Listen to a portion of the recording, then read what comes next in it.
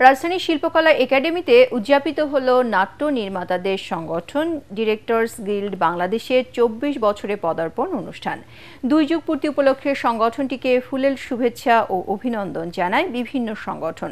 এরপর কেক কাটা ও সাংস্কৃতিক অনুষ্ঠানের মধ্য দিয়ে দিনটি উদযাপন করে নাটক নির্মাতারা।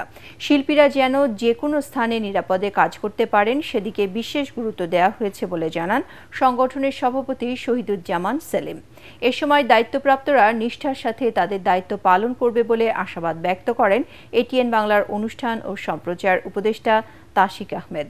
২০০২ সালে প্রতিষ্ঠিত এই সংগঠনটির বর্তমানে সদস্য সংখ্যা ৭ শতাধিক।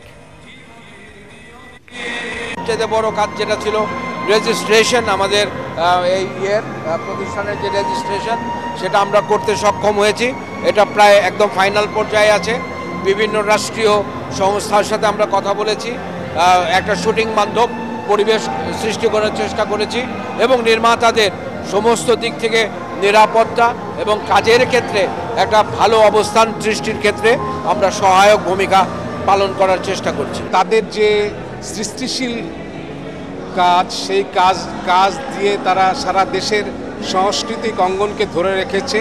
আমাদের এত বড় টেলিভিশন ইন্ডাস্ট্রিতে তাদের পদচারণা সব সময় আছে এবং এই সংগঠনটাকে আগামীতে আরও ধারালোভাবে এগিয়ে যেতে হবে।